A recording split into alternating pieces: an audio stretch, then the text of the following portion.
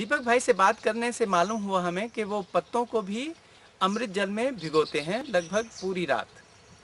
और अमृत जल को भी जब हमने अपने प्रयोगशाला में जांचा तो पाया कि इसमें कम से कम 4 अलग अलग किस्म के बैक्टीरिया या जीव तत्व मिलते हैं जो कृषि में बहुत सहायक हैं। जैसे हवा से नत्रजन लेकर के पौधों को देने वाले बैक्टीरिया, और मिट्टी में जो फास्फोरस होती है उसको घुलनशील बनाने वाले बैक्टीरिया, फिर बीमारी की फफूंद को नष्ट करने वाले बैक्टीरिया। जी।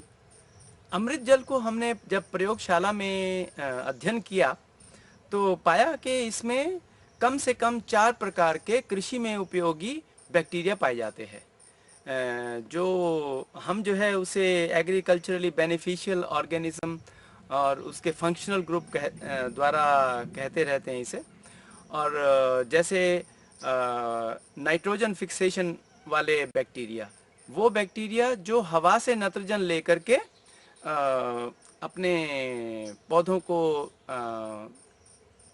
दिलवाते हैं, या वो बैक्टीरिया जो हवा में जो मिट्टी में जो फास्फोरस होता है और बगैर घुलनशील मात्रा में होता है उसको घुलनशील करते हैं, वो प्रकार के बैक्टीरिया फास्फेट सोल्युबलाइजिंग बैक्टीरिया हम कहते हैं। और वो बैक्टीरिया जो बीमारियां लाने वाली फफूंदों को नष्ट करते हैं, या कुछ ऐसे बैक्टीरिया भी होते हैं जो कृषि के जो फसलों के जो अवशेष हैं उसको गलाने में मदद करते हैं। हम जो है डिकम्पोजिंग ऑर्गेनिज्म कहते हैं उन्हें। तो ये सब हमने पाए कि ये सब उनके अमृत जल में ही थे। और ये जब अमृत मिट्टी बनाते हैं और पत्तों को उसको पूरी रात सोखते हैं तो ये सारे के सारे इस प्रकार के फायदेमंद जो जीव तत्व है, जीव हैं, जीवाणु हैं, वो सब पत्तों में और उसमें चले जाते हैं। और अगले दिन ये क्या करते हैं कि एक कंपोस्टिंग का एक बेड बनाते हैं ये। और इनका जो कंपोस्ट बेड बनाने का है वो लगभग 2 फुट चौड़ा रखते हैं, 2 से 3 फुट चौड़ा रखते हैं, और लंबाई चाहे जितनी भी हो। और फिर करते क्या है कि एक पतली तह पत्तों की, उसके ऊपर फिर जो मिट्टी जो खेत से लाई गई है उसकी जो है एक पाउडर की तरह से छिड़क देते हैं उसके ऊपर, पतली तह वो भी, फिर एक पतली तह पत्तों की, फिर पाउडर से मिट्टी की तह। इस प्रकार से जो है वो दबाते जाते हैं और तह जब ऊंची हो जाती है और लगभग 1 फुट तक ले जाते हैं। तो इसमें जो फर्क जो हमने पाया, जो दूसरी जो कंपोस्ट करने की विधियां होती हैं उसमें इस प्रकार नहीं किया जाता। इसमें जो है मिट्टी का और पत्तों का स्पर्श जो है बहुत नज़दीक से है। और जब ये डिकम्पोजिशन यानी कि पत्तों का जब ये सड़न हो रहा है उसके अंदर, वो बैक्टीरिया अलग अलग प्रकार के उसके ऊपर काम कर रहे हैं, तो वो जो है हम कहते हैं कि वो ऑर्गेनिक एसिड पैदा करते हैं अलग अलग प्रकार के।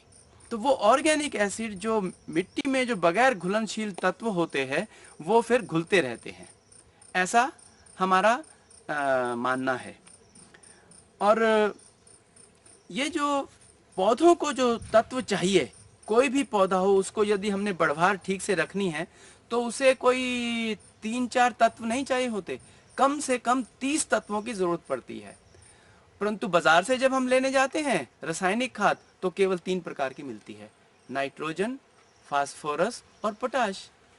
और आजकल यदि जाएं तो दूसरे तत्वों की भी मिलती है जिसको हम जो है माइक्रो एलिमेंट्स वगैरह बोलते हैं। परंतु जो मिट्टी में या हर प्रकार के पत्ते में कम से कम 30 प्रकार के तत्व होते हैं। फर्क ये है कि जो बाजार से लिए जो रासायनिक खादें हैं वो होती हैं सारी की सारी अक्सर घुलनशील मात्रा में, जबकि पत्तों में और मिट्टी में ये सारे के सारे तत्व होते हुए भी ये बगैर घुलनशील मात्रा में हैं। और ये अमृत मिट्टी में अब ये घुलने का काम वो ऑर्गेनिक एसिड कर रहे हैं। तो इस प्रकार हमने पाया कि ये जो है दूसरा बड़ा कारण था कि जो कंपोस्टिंग और इसमें अमृत मिट्टी में फर्क था। तीसरा जो हमने देखा कि इनकी पद्धति में जो फर्क था वो ये कि ये जो है कम से कम 6 प्रकार के फसलें, जब वो बेड पूरा हो जाता है उसके ऊपर 1 इंच मिट्टी की तह लगा करके या 1 इंच पुरानी कंपोस्ट की या अमृत मिट्टी की तह लगा करके उसके ऊपर जो है बीज बीज डाल देते हैं 6 फसलों के, कम से कम 6 से 10 फसलों के, और जो कि वो षटरस फसल बोलते हैं। और षटरस मतलब 6 रसों का, कड़वा, मीठा, तीखा, तिक्त, और इस प्रकार के 6 तत्वों की जो फसलें जो इन सभी 6 रसों को का जो है रखते हैं अपने उसमें, जो उनके अंश हैं वो उनकी बिजाई कर देते हैं और उसको फिर पत्तों से ढक देते हैं। तो हमने पाया कि जब ये फसलें उगती हैं, और 6 फसलें का मतलब है डाइवर्सिटी, जब ये अबव ग्राउंड डाइवर्सिटी है तो बिलो ग्राउंड यानी कि उनकी जड़ों की वो डाइवर्सिटी भी उनके अंदर हम देखते हैं कि जड़ें जो है उस ढेर के अंदर, अमृत मिट्टी बनाने वाली ढेरी के अंदर जड़ें खूब फैल रही हैं। तो ये जड़ें जब फैल रही हैं तो तापमान जो है अंदर का वो भी उतना ही होगा जो जड़ों को चाहिए, 25-30, इससे ज़्यादा नहीं होगा।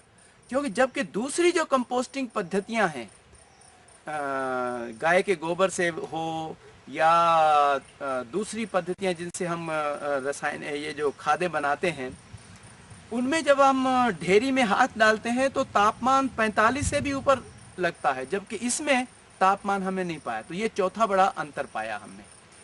और एक चीज़ और जो ध्यान में रखने की बात है, और सभी कृषि वैज्ञानिक इस चीज़ को मानते हैं, और ख़ासतौर पे वो वैज्ञानिक जो जड़ों के ऊपर जो है अध्ययन करते हैं, कि जब जड़ें हम ज़मीन में उनको हम उनका यदि अध्ययन करें, और जो बैक्टीरिया जो जड़ों के ऊपर होते हैं और उनकी मात्रा, और वही का वही बैक्टीरिया यदि हम उसकी साथ वाली मिट्टी में अध्ययन करें, उसकी मात्रा का बड़ा अंतर होता है। जड़ों के ऊपर मान लो नाइट्रोजन फिक्सिंग बैक्टीरिया का अध्ययन करें हम, तो मिट्टी में यदि उनकी मात्रा 1000 प्रति ग्राम है, तो जो जड़ों के ऊपर, जड़ों से सटी हुई मिट्टी जिसको हम राइजोस्फीयर सॉइल बोलते हैं, उसके ऊपर 10 से 100 गुना ज़्यादा मात्रा पाई जाती है। तो जब ये जड़ें उस अमृत मिट्टी की ढेरी में उग रही हैं, तो इनकी मात्रा और जड़ों के कारण भी बढ़ रही है। और जो और एक ध्यान देने योग्य बात यह है कि पौधा जिन बैक्टीरिया के साथ अपना संबंध स्थापित करता है, वो राइजोस्फीयर के ऊपर हो या वो बैक्टीरिया जो जड़ों के अंदर भी चले जाते हैं, जिनको हम एंडोफिटिक बैक्टीरिया बोलते हैं, या वो बैक्टीरिया जो जड़ों के साथ अंदर जाने के बाद कुछ स्पेशल स्ट्रक्चर बनाते हैं, कुछ स्पेशल एक नई पौधे की अंग बनाते हैं, जैसे नोड्यूल। जो राइजोबियम है, एक बैक्टीरिया होता है जो जड़ों में जाकर के एक अलग अंग बना देता है जिसको हम नोड्यूल कहते हैं। तो ये सब निर्णय कि कौन बैक्टीरिया उस पौधे की जड़ों के साथ संबंध रखेगा, इसका सबसे बड़ा निर्णय करने का, निश्चय करने का जो है वो पौधे के ऊपर है, ना कि बैक्टीरिया के ऊपर। तो ये सबसे जो है 4 मैंने जो कारण बताए, मेरे समझ में यही सब चीज़ जो है अमृत मिट्टी को अमृत बनाती है।